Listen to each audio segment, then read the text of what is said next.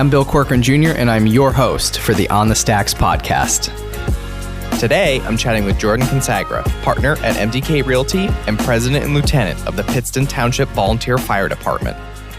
What's up, podcast episode 57 of the On the Stacks podcast in the Blue Door studio. Welcome to the podcast, Jordan. How are you? I'm good, thank you. How are you? I'm good, man. So this is cool. So by the way, Jordan has been on the Stacks before, but not on the podcast. Right. Because for people that don't know, On the Stacks has been around for 2 years. The podcast has only been around a year, but On the Stacks has been around for 2 years. And pre-podcast, it used to just be photos on social media, and you were like one of like the first. Yeah, we were a couple in there. Wasn't too far off of being one of the first. Yeah. So welcome back. Well, I appreciate it. Yeah. Thank you. Thanks for having me. Yeah, this is cool. There's a lot of things in the room that your brother Charlie helped me out with. So I see that. I'm glad he helped you. You did a great job here. You guys have this absolutely beautiful. Yeah. So shout out to Charlie. Yes. Shout out to Charlie. So let's start with a little bit about you. Tell me a little bit about your background. Well, I'm 25 years old. I'm from Pittston. I went to school. Ithaca College actually was my first college. I transferred out of there. Went to LCC for 2 years. Transferred out of there. Went to East Stroudsburg University to be get a degree in Bachelor of Science, exercise science, I should say. And then I realized, I didn't want to fully do that. I still do it on the side every once in a while, but realized I didn't want to fully do that. And we went to my father and started doing real estate and kind of jumped into all this. And that's kind of how this all started booted out at a sense. So, that's basically what I do now. So how and why did you decide, like, when you were in school that you didn't want to do it? So tell me, so you went to school for... Yeah, so as you know, I've Charlie's my brother. He's the oldest. I have two under him, which is Joe and Justin. So I have three older brothers. So you're the baby. So I'm the baby of the family. Yeah. Everybody likes to make sure I know that. You know what I mean? I just did too. But so I'm the youngest of the guys, and we used to do some real estate stuff when I was like a baby. Not that I would even remember a lot of it. However, growing up, in the time that I grew up, my father was doing a lot of real estate at the time as well, and it was basically one of those things where, my brothers saw my father as the architect that he is. I kind of saw my father as the real estate guy. So I think that's why I kind of gravitated and went towards real estate at the time, because my brothers were doing it. And then we actually, after the '08 market crash is really like when it happened, a lot of that stopped. And, Charlie, Joe, Justin, all those guys went their own way, doing wonderful things today. And here I am still growing up, trying to figure out. By what? Still like a teenager? Yeah, absolutely. Yeah. I don't even think I didn't even drive yet in '08. So, I basically was in college. I went to Ithaca College for 1 year. Shout out to Ithaca out there. It was a wonderful college. So I did that. I was in pre-med there, and I realized it's just not what I wanted to do, So I came back home. I went to LCC for 2 years and trying to figure it out, Then I realized I wanted to, maybe I'll give physical therapy a shot. So I went to East Stroudsburg University for their exercise science program, which is, one of the best things that I could ever do. And during that time is when I realized, like, I want to do the real estate that we did. And I lived on Stroudsburg for a year when I went there. And I realized, like I said, I wanted to do the real estate. So I asked my father, I said, listen, I'm like, can we boot it back up? This is something I really want to do. And he was like, man, are you sure? And I'm like, I'm positive. How old were you? I was 21. I was 21 at the time. And he was like, listen, you got a lot to learn with that. I said, I totally understand. I said, but I'm not asking to, drop out of college or anything like that. Like, I still want to go and get my degree. I absolutely loved where I was at the time. But I know at the end of the day, I loved the construction scene. I loved the management scene. I loved the negotiations and like what you could do to build something for somebody. I mean, like, that's the connection I feel with real estate is building something for somebody that's their home. I mean, why would you not want to be a part of that? You know what I mean? Like I loved it. So my father gave me a shot, and we booted back up our MDK line. And, our first property was a 2-unit, Tompkins Street in Pittston. And shout out to Pittston. Shout out to Pittston, where I do a lot of them. It's where the bulk of my apartment buildings are. So we bought a 2-unit apartment building in Tompkins, and there I go. I started demoing, trying to get some people together, string a team together of construction workers. You got to get that guy. Everybody's got to have that guy. You got to have the guy. You got to have the guy. So I'm looking for a window guy, a construction guy, a plumber guy, And I had the architecture to take care of, thank God, because my father made some good suggestions for me. But, Charlie helped me tremendously. Joey, Justin, all my brothers helped me wonderfully. So, we're trying to just get after it. And then I realized that, boy, this is a little harder than expected. And were you in college when you were still doing this? I was in college, yeah. So I actually wound up saying, okay, I'm going to commute to East Stroudsburg now instead of living out here, because I couldn't tackle both of them. So I made the decision that I wanted to leave Stroudsburg living-wise, start commuting to Stroudsburg every day while doing the real estate on the side, I guess. Wow. It's a lot. It was. But see, to me, it was just not a job. I love it, So realized it was a tough gig, made some mistakes, and I think, my brothers and my father they were always there for me, don't get me wrong, but they wanted me to make the mistakes, not so much that it would hurt, but that's how you learn. That's how we always were. It was like, hey, listen, you're an adult, you're a big boy, you could figure this out. My parents were never like, oh, let's hold your hand through this whole thing. That's just not what was instilled with them with their parents. It's go to work, get the job done. If you fail, it's okay. We're right here, but you will succeed. It is what it is. Like there's no such thing as failure. It's always succeeding. Even if something doesn't go out the way you're supposed to go out it, let's find a new route. Let's take a different door, and we're going to make it happen. And that's exactly what I did. Tompkins Street, I learned a lot of a lot of problems that I ran into that maybe I didn't even understand what I was looking at the time. Like what's mold? What's asbestos? What's a mechanical system? I'm 21, I'm 22, I don't know what this is. Yeah. But I started doing that, and then I wound up becoming on the map in city a little bit like that with the code enforcement guys, because they're like, hey man, like you do a really good job. You guys did some great stuff. Like, what's your name? And I said, well, I'm Jordan, and we're starting this company MDK. And he's like, hey, well, we're glad to have you here. And then that kind of put a little understanding to my mind at the time. I was like, well, wait a minute now. I only did one project, and it kind of put me on the map a little bit. I was like, so reputation is what I got to go after right now. And then I just kept fighting. That was it. So I was like, let's buy another one. So then Market Street came up, Spring Street came up, all these different types of streets within the city. It wound up being funny. And I just kept buying. And as I kept buying, I kept learning. My construction workers got better. I mean, they're with me. And it's tough. I mean, I'm 25 years old right now.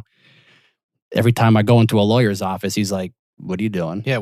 Who are you? Yeah. Who are you? Or the abstract company or the banks, they're like, what's up with this kid? Yeah. And here I am like talking, business, and they're like, all right, well, let's get it done. So had a lot of good relationships with a lot of great people out there. I have a great team around me. And then, MDK Realty became MDK Management.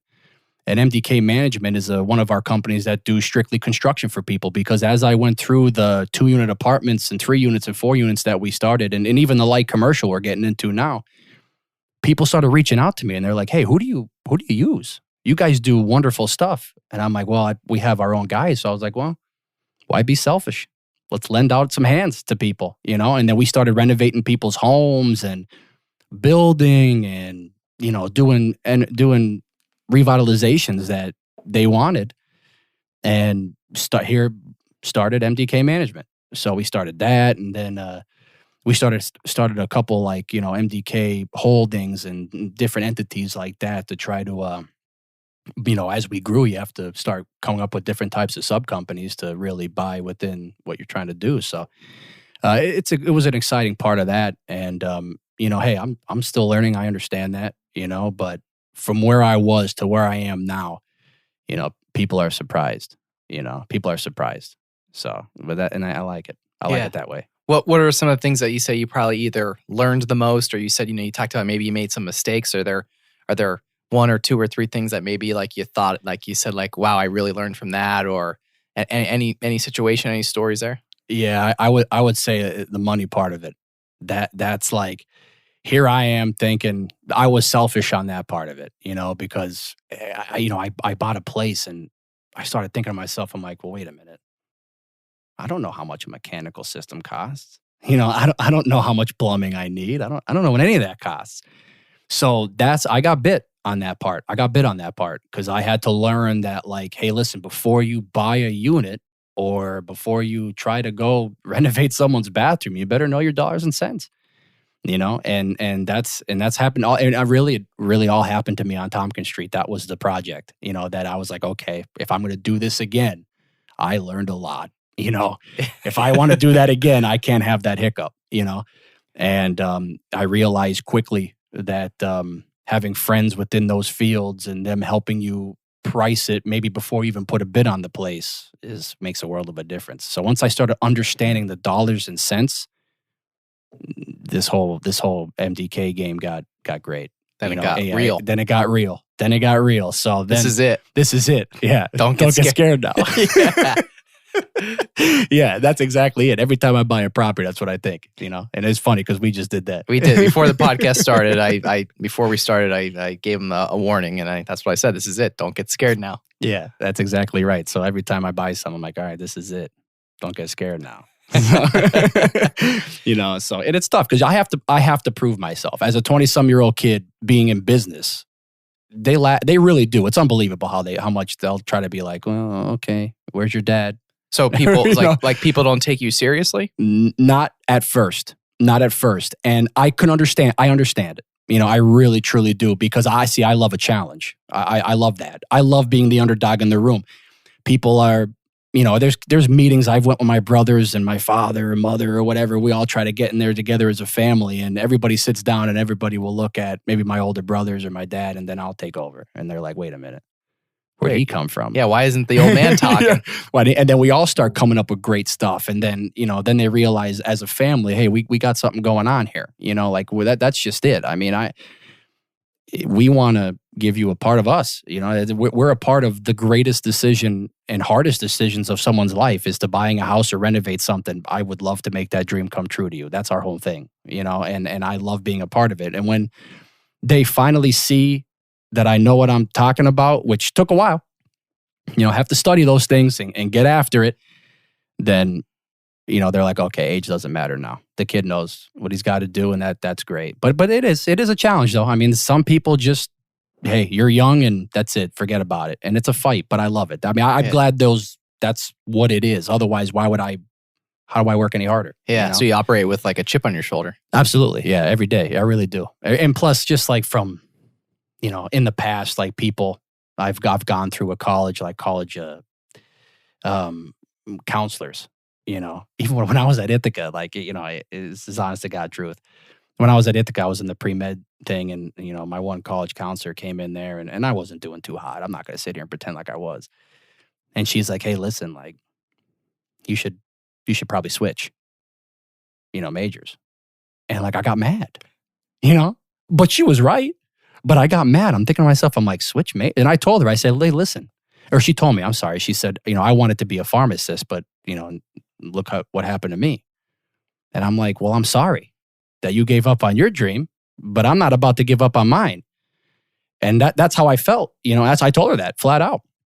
And I'm like, maybe I'll switch my path a little bit, but what I want, I'm going to go after. And I think that's what fuel started me. It really was. So that's kind of where the chip on your shoulder comes from? Oh, yeah, absolutely. And then I wound up transferring to LCC, and, I started getting after it. My grades skyrocketed. I started actually, it was the first time I think I was ever on a dean's list, president's list, all that stuff. You know what I mean? So I was like, let's get after it. I was like, education is the way I got to do this. If I want to prove people wrong, it's actions and knowing and education. So that's it. I want to be the best guy in the room. That's just what it is.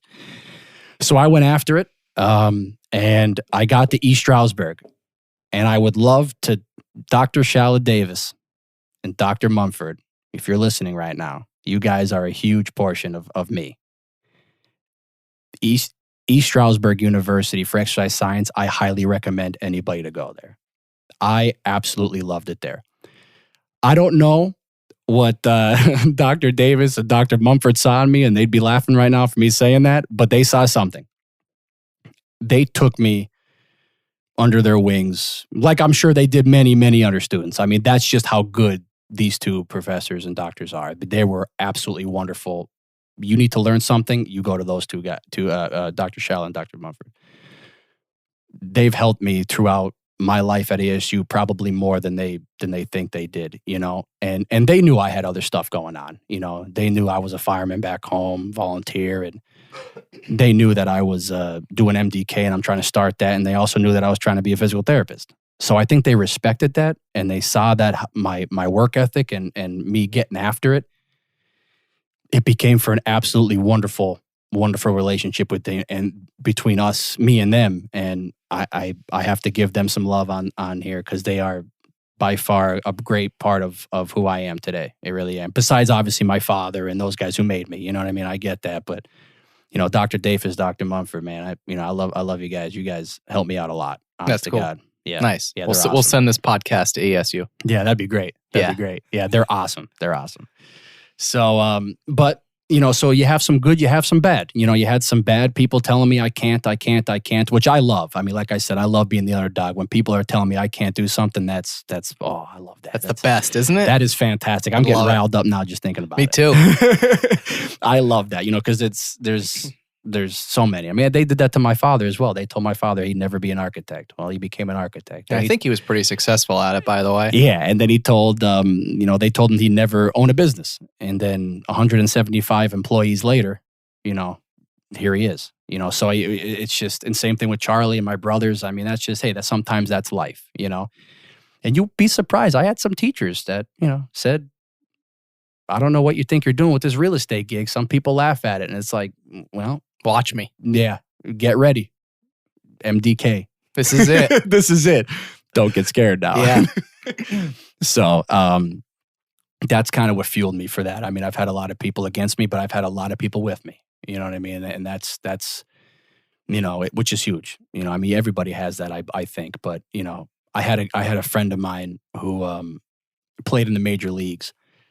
We're hoping he's going to call now. I'm hoping he's going to call. Usually we call each other during something. When he's in an interview or I'm in something, usually his phone is we're popping up here. But he was another great man in my life. He once told me, he said, you need to work as hard as you possibly can in life, because there's always somebody out there that's working harder than you, that one day they'll take your job. Wow.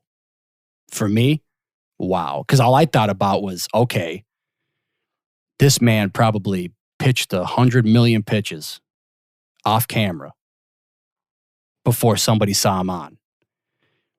And he knows what it's like to have dreams come true, right? I mean, that's something. So he took me under his wing a lot too. I was lucky enough for him to actually be my neighbor. And, you know, him and I used to go golfing together and all that good stuff. And what a wonderful, wonderful man for those situations. I mean, he taught me a lot, like of mental strength. I think is what really came from him, was mental strength. And, you know, being you know, he's retired now, but being a professional athlete, I mean, you got to know what it's like to have mental strength and to overcome the odds of everybody saying like, okay, kid, stop throwing the baseball now, to like, wow. You can throw the baseball. You can throw the baseball now. Yeah. Like, you know, yeah, you're up. You're up. And, you know, you're on TV now, you know. So that's what, and he told me that all the time. He said, listen, it's not about the amount of pitches you take on camera. It's all about the amount of pitches you take off. So go put in the work and then show people you can do it. That was it. And it's so simple, but he was so right. And then the one thing else he said to me, last one, short memory. And I never knew what that meant at the time until it was like, oh, if people are yelling at you or something, or if you make a mistake, don't dwell on it. Have a short memory. this way you can get past that stickiness in your life and be able to embrace something else, pick the positives out of every negative situation and get after something else and keep moving forward. It's all about keep moving forward. And I think that kept me honest. So when it came to mental strength, you know, he was the best at it. He was the best at it. Love it. So, yeah. I'm really hoping he calls. So do I. Because if he calls, we're putting him on speaker. Yeah. And putting it up to the mic. Right. So, but yeah. So that's a little bit of my background there. Cool. So before, you mentioned why you're going to ESU, not only we're doing the real estate, going to school, but you mentioned a little bit about, being a firefighter. Mm-hmm. How and why did that come about in your life? Obviously, you got involved and became a firefighter at sounds like a very young age. No, honestly, I've been involved in it for about 5 years now. 5, 6. Well, now. Yeah, but you're only 25. Right. So, well, yeah. right? Yeah, here I am. Yeah. I'm getting old. I'm sorry. But now I actually let me take that back. I was at it in a small age without realizing I was in it. My grandfather, Charles Kupani, was, another huge inspiration in my life. For those of you in Wyoming, you'll know him as your carpet man. So, I'm sure a lot of people remember him from that. But he was a fireman in Wyoming, volunteer. And I remember at a young age always marching in the parades with him. And I don't even know if I knew what I was doing at the time or what you know what I mean? That I didn't even realize. However, when I got older and I realized exactly what Grandpa was doing, is he was helping people. And that was just it. He was a volunteer. He loved his community. He dove into so much with helping people. And when I go on jobs with them, that was just it. And actually towards the end, it's going to sound terrible. He's passed away now, but towards the end of his life, he kept telling me, help people, find a way to help people. And I never knew what that was going to be, and then, God bless him. He passed now. He's in my prayers and thoughts every day. And I'm a year or two goes by and I'm like, I got to help people. What is it? I'm like, is it giving free material? Is it, I don't know. I can't give free rent, right? The bank won't like that. So I'm like, can I give free physical therapy lessons? I don't know. What can I do? And then I realized the whole time it was in front of my face. Go be a fireman. And I was lucky enough at the time. My friends were involved in Pittston Township Volunteer Fire Department that I went to high school with. So it was kind of awesome because we wound up reconnecting the high school friendship and we met in the fire service. That's really cool. So they took me under their wing and I joined Pittston Township Volunteer Fire Department probably in 16, 17. Took all the courses I needed to take. And there's a lot more I got to take. I know that, those guys would be laughing at me right now. I got to take rookie. Yeah, rookie. But there's a lot more I got to take. And then, just being involved in that volunteer service is just one of it was the greatest thing I think I've done. The greatest thing I've done. Especially, and I don't ever want to seek a dime out of it. It's just not who I am, but like this is a way for, at least I feel like this is the way for me to connect with my grandfather and me to connect with my community. And I don't know another way to do it than that, Yeah. So I think you kind of nailed it there. For real. That's just how I feel. Yeah. So and I wouldn't take a day away from it, Yeah. So, what does it really mean to be a volunteer firefighter? Like, even myself, I feel like a lot of people may not even understand like what all is really involved. Like, how does one start and what do you actually do? Yeah. So, well, for me to be, and whether you're volunteer, career, paid, or any, everything's wonderful to me. I don't see a difference. For me personally, being involved in a volunteer organization, and we're a combination in Pittston Township, so we have paid guys on, and we're also volunteer. We got 2 guys on the clock, and maybe we have 10, 15 volunteers ready to go. Sometimes you get lucky and you're at the station. Sometimes you don't. So for myself, if I'm home and a call comes in, we have these apps called I Am Responding, or some have Active 911. You'll get an alert from this messaging app saying, hey, listen, there's a medical issue, or there's a fire issue, or there's a car accident, God forbid, or something happens where you now know, okay, I got to get back to the station here, get into the gear and hop on a rig and get going. Sometimes you're at the station and you're there. So as a volunteer, you don't have to go, you know. I think you obviously have more freedom, I suppose, than the paid guys, right? Because they probably shouldn't leave. Yeah. you know. Yeah. But as a volunteer, with the rest of the volunteer crews, we all get together and fundraising, administrative, officer sides. We are heavily involved in the day-to-day operations with this department to make us the strongest, best that we possibly can. And we have unbelievable chiefs and unbelievable captains and unbelievable administrative side of people that we are all on the same page. Every single one of us wants to see someone else be better. And we have younger guys in there too as officers who have been in the service for 20, 30 years, but maybe they're very experienced and they're well equipped and they know what they got to do. So I think that's what creates the success of being a department and for me to really enjoy being a volunteer, what it means to me. It's not like, hey, listen, we're going there, we're getting paid and we're out. And even the paid guys don't think about that. Not in our department anyway. Those guys could care less. They're going in there, they're with us, they help us train, we help those guys, everybody's on the same page. And it's all about hey, listen, when that bell goes off, there's a problem.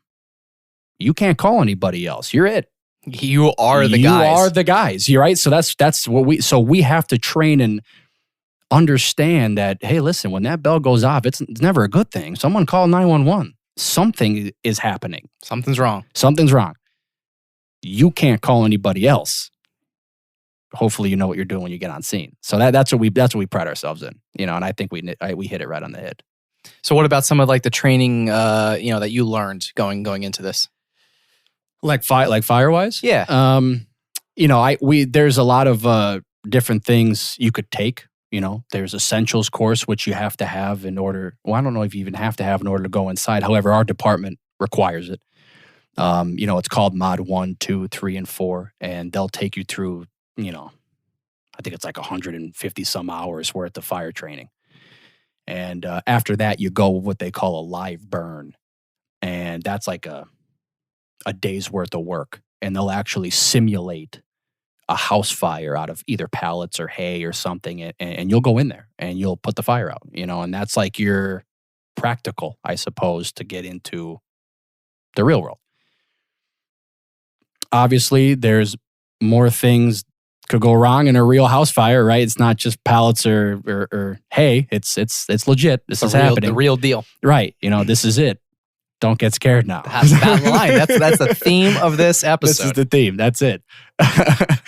So learning on that standpoint, then there's stuff called Firefighter 1, Firefighter 2, vehicle rescue, being a vehicle technician and aerial ops. And, there's all sorts of different classes out there for everybody. Maybe you're just an engine company. Maybe you're just a rescue company. Maybe you're a ladder truck, We happen to have an engine, a rescue, and a ladder, and a brush unit and stuff like that. So, we have to be well diversed in everything to be able to give our town exactly what it is that they need. And taking those classes are great. What we do as a department is we go to Bucks County Community College. We buy their class hour list, if you will, or however you want to call it, and they come down and maybe you'll get 200 hours, 100 hours of practicals and training, and they'll come down and give you everything, pumps in order to how to work a fire truck to, get water on the fire, because that's important. It's kind of important. It's kind of important,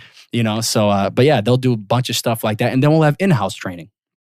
Our chiefs and captains will take us through actual in-house trainings on maybe stuff that we've seen before, confined space rescue, rope rescue, the stuff that you don't see every day. Thank God. Yeah, I was going to say, thank God. There's probably a lot of things that you don't even realize. You don't know. Like, I mean, even me myself, like, I just don't know. Like, right. Before we started the podcast, we talked a little bit about, Right. some of this stuff, like, of your experiences. But, like, even like me, like I just don't know this stuff. Like I feel like I should, but and look at me though. I'm only 5 years in. I mean, imagine the people who are 20, 30, 40 years as a fireman, firewoman. I mean, you've seen some stuff. You've seen some stuff. So I mean, and you never know. I mean, you just never know.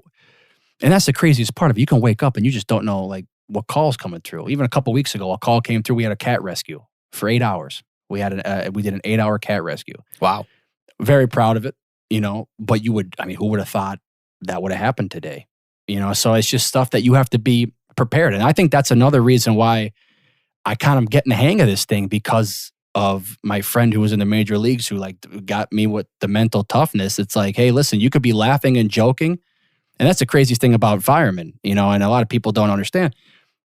You could be on lunch, the food's dropped, everything's dropped, and we're out the door. You got to put everything on pause. Everything's on pause. So it's like crazy because you could be laughing, joking, doing something 1 minute, and a second later you're packed up and you're dead serious and you got to go to work now.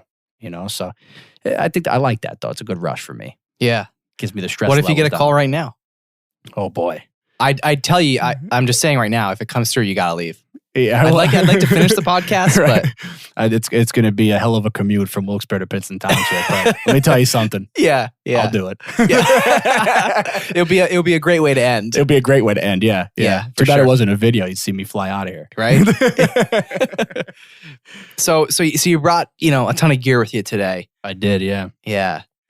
I feel like there's a lot that goes into it that I think the average person probably doesn't realize. And you were saying, before we started, you put this gear on and you go into a burning building or burning house, and you don't, because of the technology, I guess, correct me if I'm wrong, but because of the technology and everything nowadays, you don't really even know how hot it is, right? Right. I mean, I'm in a class right now with a captain out of Scranton. He's teaching, and he was talking about back in the day, man. You knew it was hot in there because your ears started getting hot. That was your warning. The indicator. The indicator, right. Now they make hoods, so it protects a thermal layer over your ears. The gear was different back then.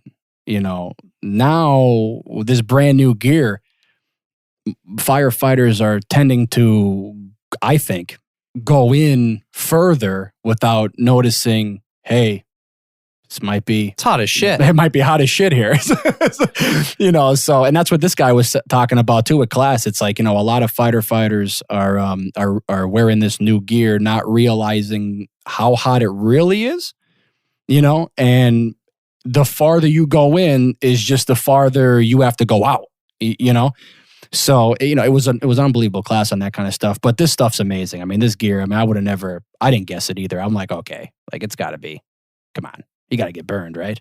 Yeah. And I've never been involved in anything crazy, thank God, of flashovers or anything of that type of stuff. But I've been in places where the fire's around us and I'm good. What's a flashover? Well, it's kind of like different pressures and stuff like that. They tell you if you're tingling, you're feeling tingling, or your SCBA, which is your breather. You see the mask on movies and stuff like that a firefighter's wearing. You'll see that air will start to get hot, and they say hey, listen, that's a pure indicator to get out of there because this movie. Yeah, we're in a movie. Yeah, we're in a movie right now. We're in a movie. This room might flash over. So it's a bunch of the chemicals and all that kind of stuff happening within a room of pressure, and then it gets a rush of oxygen or something like that. It just boom, flashes up in flames some more. Up in flames some more. So it's I've never experienced one. Thank God. I hope nobody ever experienced one. I know there's people out there that have. Even this guy was telling us that he has when we were in the class, and he was describing, and he was like, hey, I puckered up. he's like, I'll be honest with you. And I got burnt. So new gear or not, that burned me, and I was like, wow. I said, well, know how to read it. That's the way I look at it. And I'm glad that those guys at our fire department try to teach us as much as they possibly can with that stuff, because the average Joe wouldn't know that. I didn't. Until a little bit ago, I started getting involved in it, So, but it's exciting on that standpoint. Yeah. I was going to say, how does one just run into a house that's on fire? I still try to ask myself that today. I don't, if I had an answer for it, I think we'd have more volunteers in the crew. I just think, how do you keep your cool? How do you do it?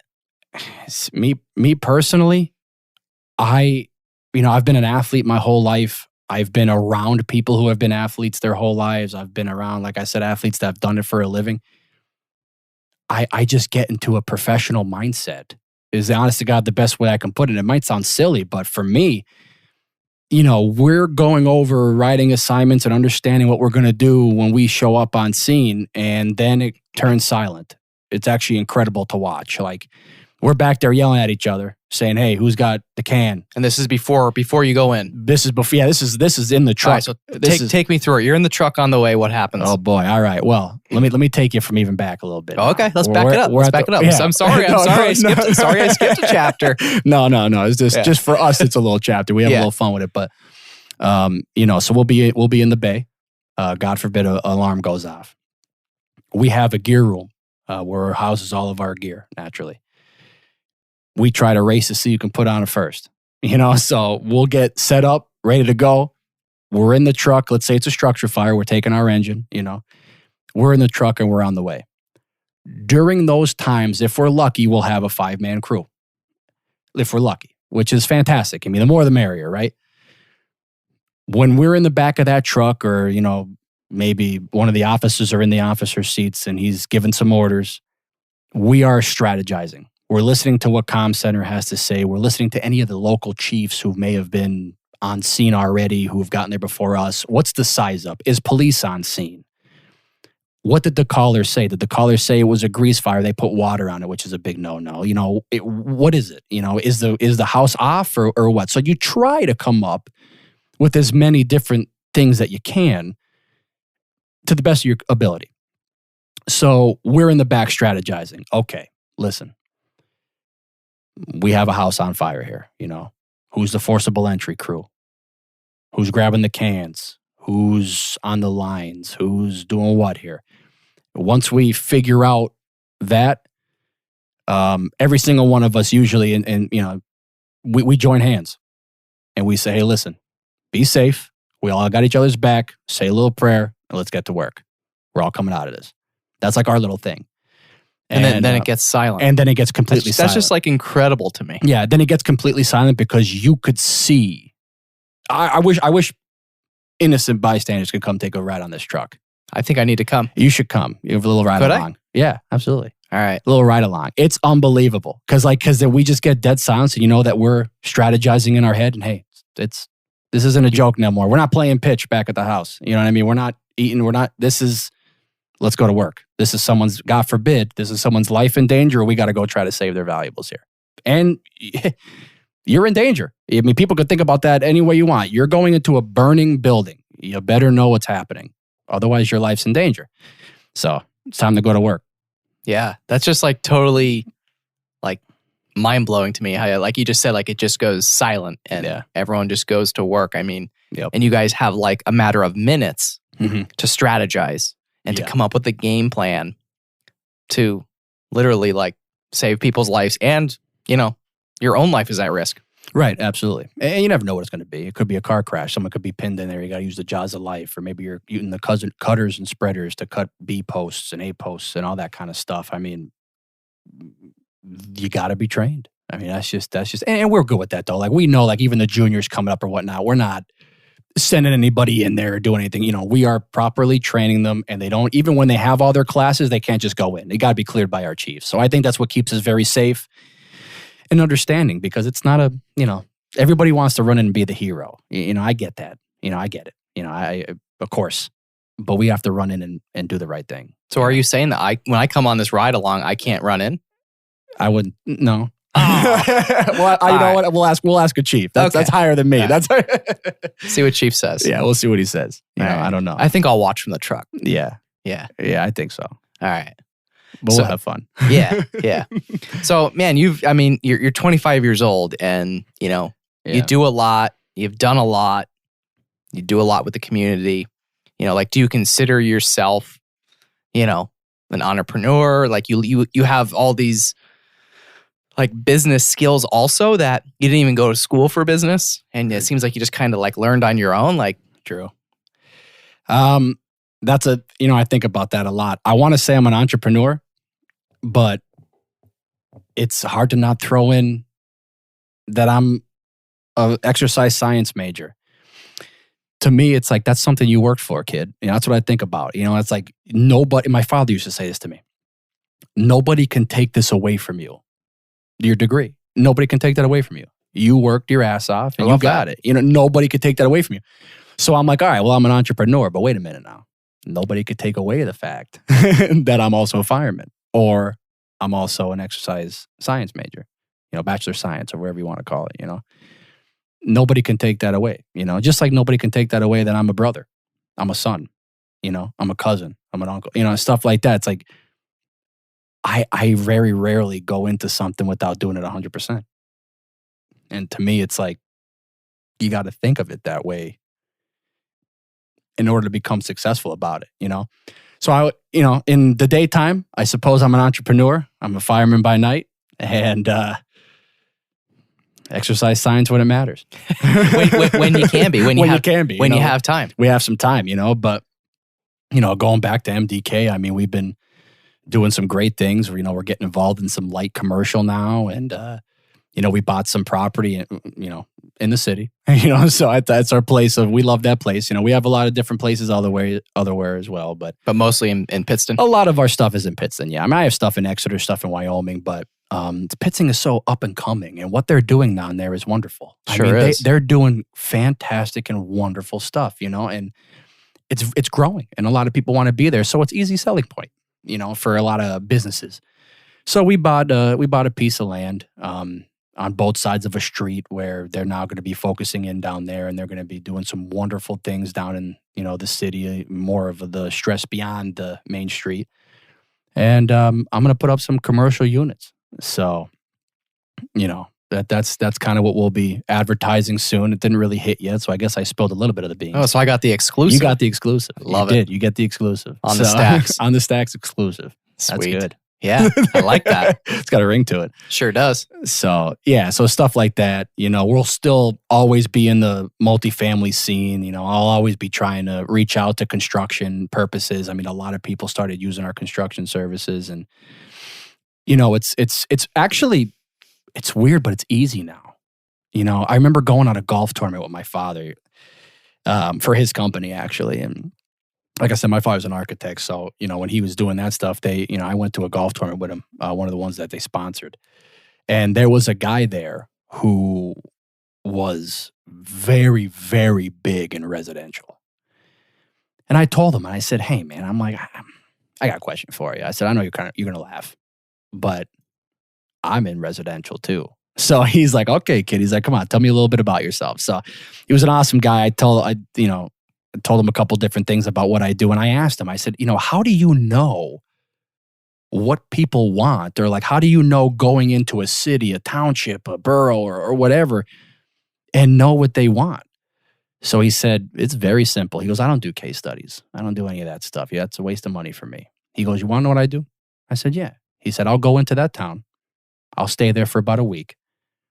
And I will search every house, every residential unit, whatever project I'm trying to do. I'll go search to see what's around that area. I'll go set up appointments, and then I'll do it better. Everybody leaves them, and they come to me. I'm like, wow. So there I was, flashback now to me in Pittston. God bless, a lot of those real estate agents out there probably hated me. Had no intention in buying. I went everywhere. I think I've been in every home in Pittston. I went everywhere. Just like, what are they doing? What are they doing? Okay, let me take some notes. And then you started meeting people throughout this process, and they're helping you on material prices or helping you on granite prices, or just you get a relationship, so you're able to do stuff for cheaper, but it's better stuff. So I just started deciding that, all right, that's going to be our motto. Reputation, because we're a family-run business. You have to have some pride in that. Education, learn what you got to do, and then try to do it better than everybody else. I love it. So that's kind of one of the big things we try to do here. at that. So, it works. It works. It sounds like you're doing something right. Yeah, I try. Yeah. I try. So what advice would you say that you maybe have for a young guy like yourself? Not that I'm that much older, but just in general. I mean, obviously you've had a ton of experiences. You've done a lot. You've been successful with a lot of things you've done at a very young age, which is very admirable. Thank you. What advice would you give for anyone listening? Never, ever give up on your dreams. Dreams could be turned into reality, no questions asked. It just comes to how much work you're willing to put in. Don't let anybody tell you that you can never make it somewhere. Prove them wrong. That's what it comes down to. Education is important. Go out there and learn something. Don't be afraid of learning. That's a problem I think we have today. Don't be afraid of learning.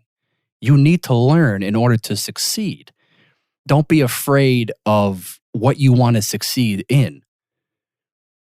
Take a jump. Try to open the parachute once or twice. I guarantee you, eventually, that parachute's going to open for you. But I have to kick it back to what my friend said. You got to work as hard as you possibly can in life. Because that people are out there are working twice as hard as you, that one day they'll take your job. Stay focused. Let those haters hate. I love that. Let them fuel the fire. Let them fuel the fire. No pun intended. No but maybe. But maybe. We don't know yet. I'm not sure. haven't decided. Haven't decided yet.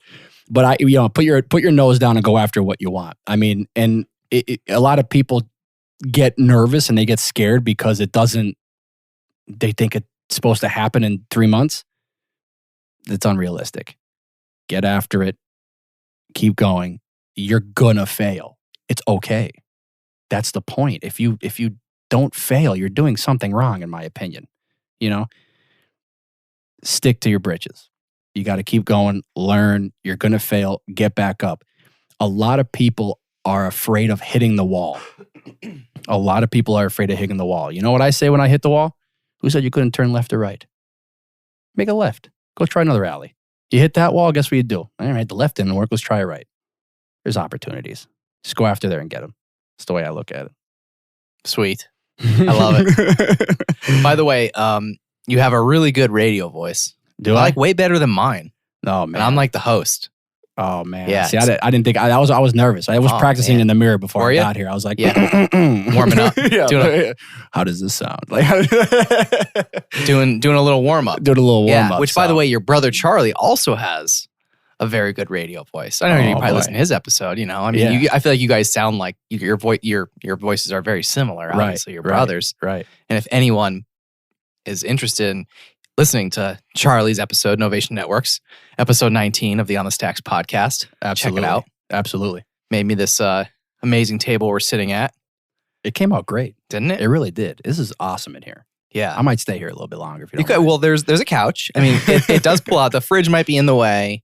But it does actually pull out to be a bed. So, that's excellent. In case you ever need to, bunk up, like the podcast studio's available, I appreciate that. Yeah. I appreciate that. Yeah.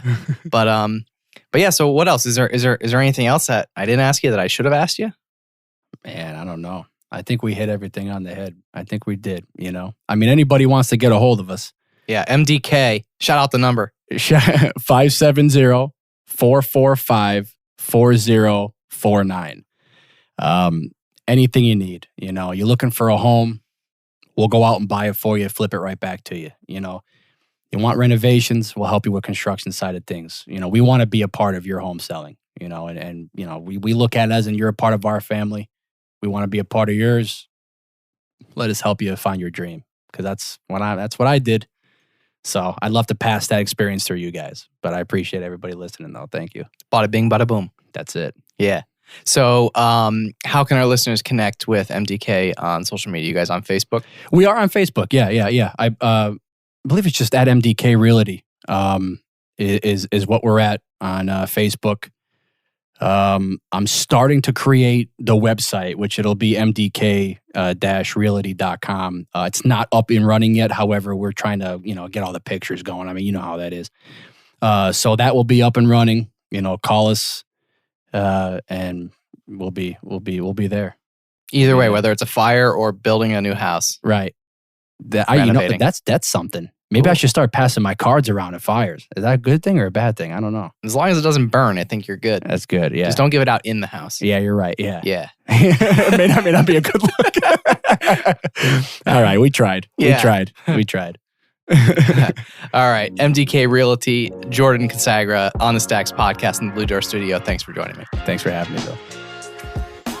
If you'd like to learn more about the On the Stacks podcast, be sure to search the hashtag On the Stacks on Instagram, Facebook, and LinkedIn.